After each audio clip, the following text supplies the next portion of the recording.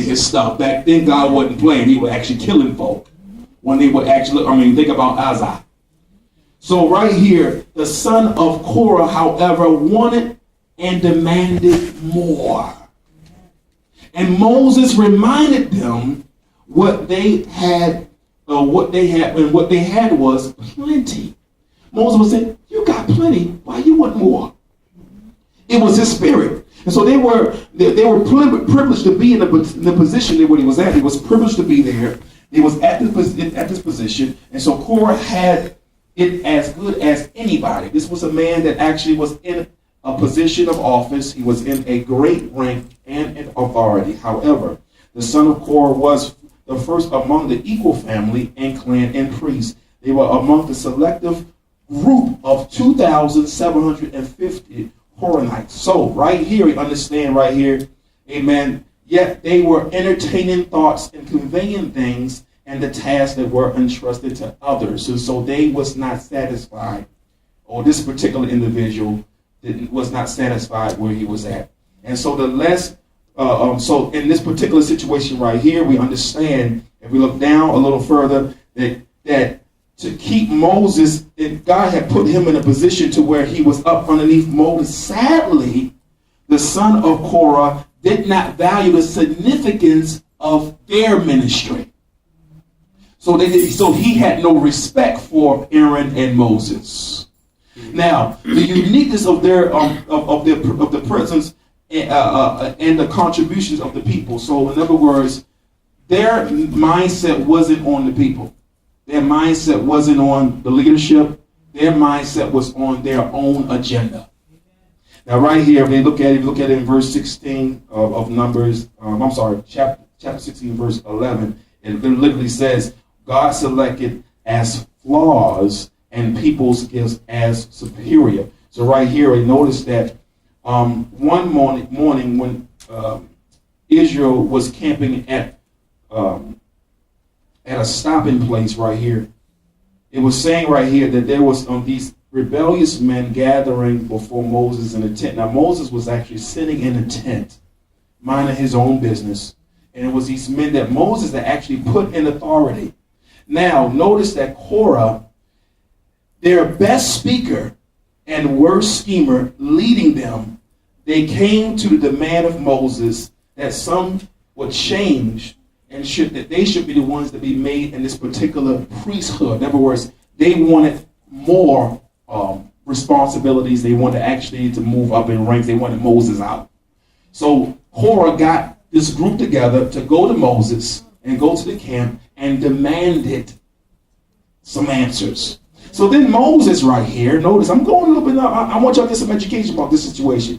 When Moses was told that the crowd of a high-ranking men had come to demand some changes in the government, he wasn't surprised, because he actually, a few weeks prior, he felt that this type of trouble was going to take place. Now, as he came out of his tent, he was expecting to see only a handful of men.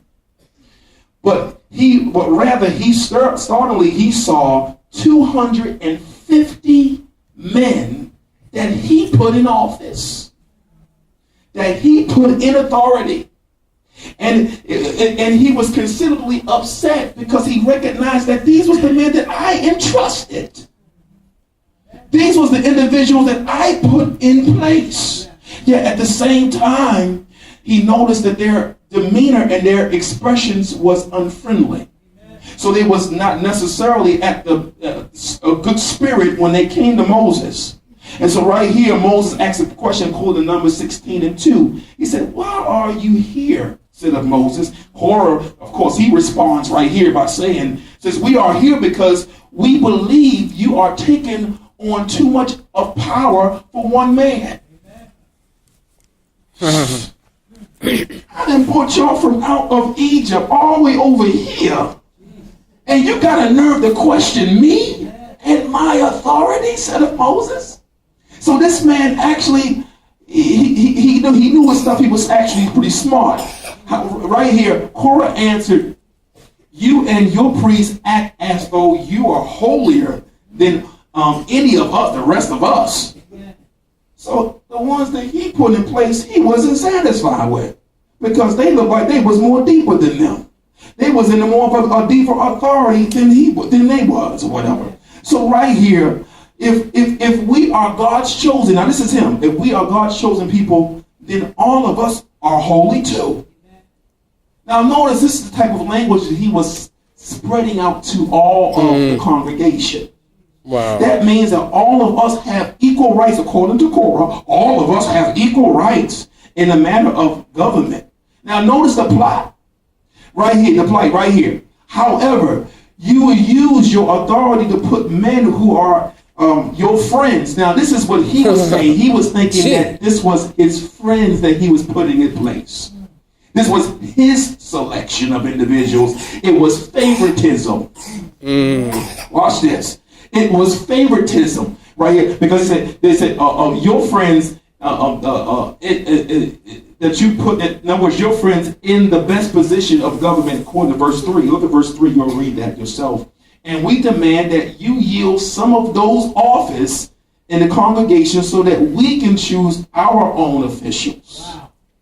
Now notice Korah was speaking all of this because Korah, being a good speaker, he knew he could be elected in a higher office if the people was allowed to choose a new head leader or official. So he said that only for the congregation to have a voice, so it can overcrowd the ability, or I'll call the authority that Moses has. Because once the crowd says, we don't want you no more. Wow. So right here, what Korah really was after was a complete control of Israel, but God wasn't going to allow that to happen. Wow. This is a spirit that raises and rises up in everyone, not just in an assembly. Watch this. The leader of nations have always been objective to envy and greed and all that extra stuff, and it is a bloody game when it comes down to authority. Why do people seek after authority and positions? Wow. And their agenda is not right. How can you be in God's position and you know God ain't down with your agenda? Gee. All right. I'm about to go somewhere with this. So even Israel, God's chosen nation, wasn't free of this kind of ambitious troublemakers. So Moses, of course, he was shocked right here, and he was blunt, and the man from it was just the man from Korah that he was getting. He was really shocked that Korah was actually being that bold, and so he could actually see that they was not bluffing. He can literally see that it was friction, and if it was a riot, and if it was really crazy, it was going to be madness. So the only thing that he could do at that particular time, according to the scriptures, was to fall down on his knees and worship God and talk to God right in front of the people. Wow. Because he didn't know what else to do, because there was so much negative energy. Mm-hmm. And he was a leader. Imagine being a leader with all of that energy. Everybody telling you what you should do, what you shouldn't do. Everybody's telling you what you're not doing. And the only thing you're doing is going by the leading of the Spirit of God. Only thing you're doing is being led by God, being the best leader you can be. Wow. Y'all ain't talking back to me. Imagine you in a leading lead, or you're in a position where you are going through so much because of the people not understanding your position. And so right here, we understand right here, amen, that he literally was in this position where you can tell, according to the scriptures, where he was feeling so much weight.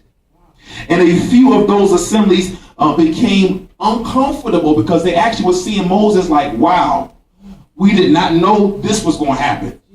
Here is our leader sitting down, and we can see the pressure on the leader. Yet right here, when they understand this humble man, this humble servant was bowing down to his creator.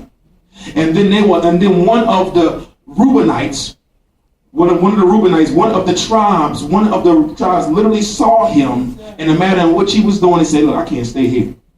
I got to walk away. I I don't want no parts of this.